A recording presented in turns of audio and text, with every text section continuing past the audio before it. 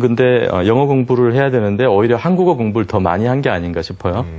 그러니까 영어 시간에 한국어 공부를 많이 한 거죠. 한국어로 번역하고 해석하는 공부를 많이 한 거죠. 그렇죠.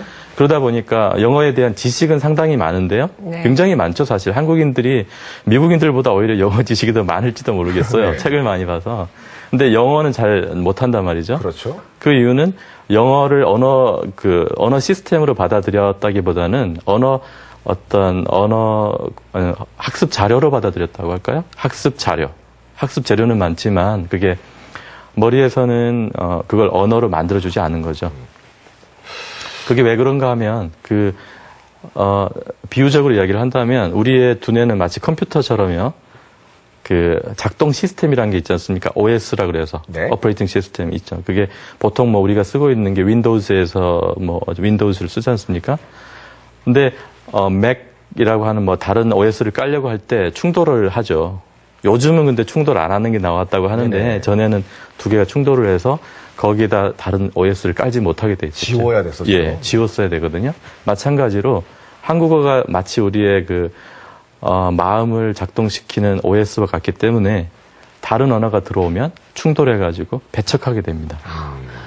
지금 이제 좀 말씀을 제가 좀 쉽게 이해를 하자면 네. 그냥 이제 예전에는 영어 한 문장을 가지고 그거를 한국말로 바꿔서 뜻을 이해했는데 이 과정을 빼고 곧바로. 그 네. 영어 문장 자체를 들었을 때 그 의미를 알아듣는 네. 그게 필요하다는 말씀이신 그러니까 처음에는 거죠? 소리부터 먼저 듣고 네. 두 번째로 이제 그걸 의미를 받아들일 때 한국어를 잠깐 치워놓고 한국어 없이 곧바로 그래서 제일 쉬운 방법은 이미지로 받아들이는 거죠.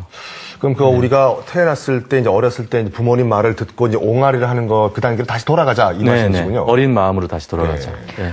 교수님 어떻게 보세요? 지금 이제 저희 말씀하신 내용을. 예. 지금 이미지를 연상하는 그 연상법은 원래 교육 이론에서 굉장히 좋은 교육 방법이잖아요. 그러니까 지금 두 가지 지금 오퍼레이팅 시스템 중에서 이제 하나를 꺼버리자라고 말씀하시는데.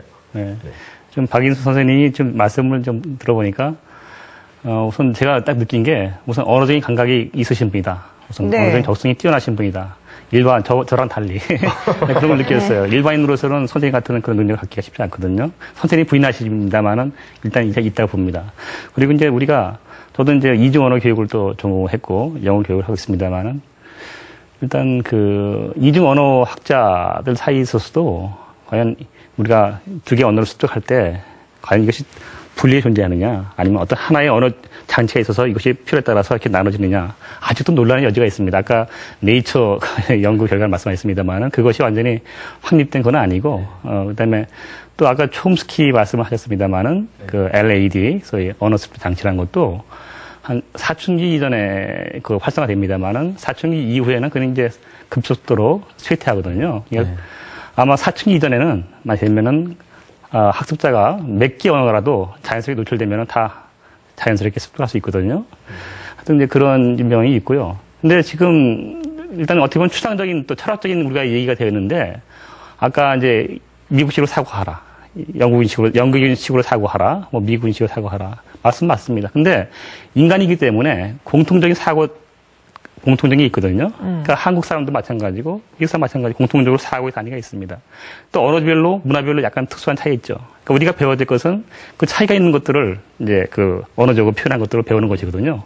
모든 걸 다 영어식으로 생각하라 그런 거 아닌 것 같아요. 제가 보기에는. 그러니까 일부는 제가 수긍하면서도 또 일부는 그렇지 않을 수 있겠다.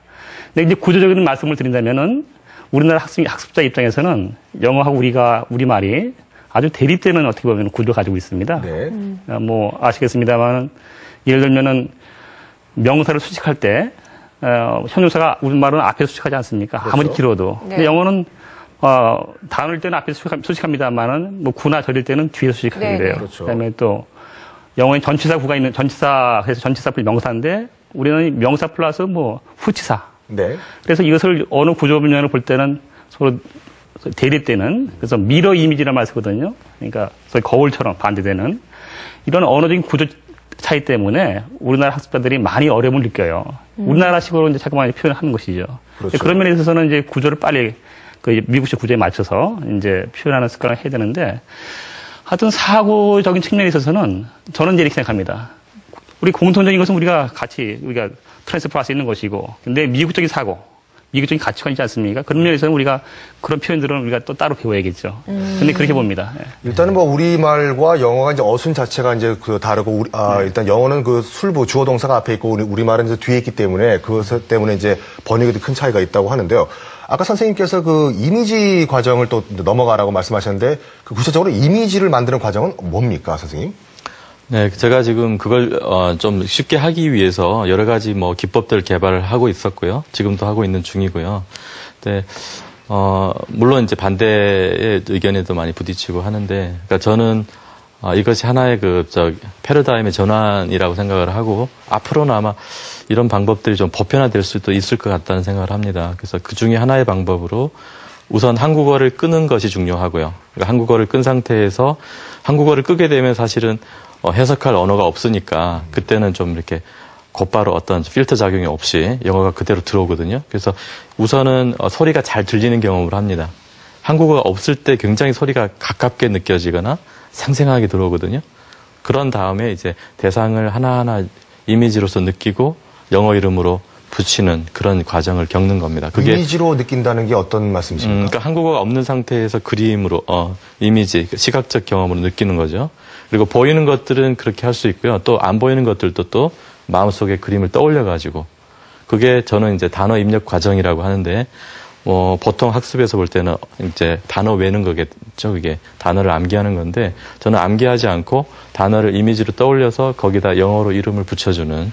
예를 들어서 이게 이거는 예를 들면 물잔이 아니라 glass, water 이런 식으로 이미지화를 하다. 보이는 것들은 그렇게 하고요. 네. 안 보이는 것들은 뭐 이렇게 마음속에 떠올려 가지고 뭐 나무 같으면 푸른 나무를 하나 떠올려서 tree라고 이름을 붙이는 거죠. 거기다. 그게 이제 단어는 그게 이제 쉽게 가능할 수 있을 것 같기는 한데 네네. 이 하나의 문장으로 갔을 때는 그게 쉬운 일은 아닌 것 같은데요. 예, 단어가 하나의 이미지라고 한다면 문장은 움직이는 이미지예요.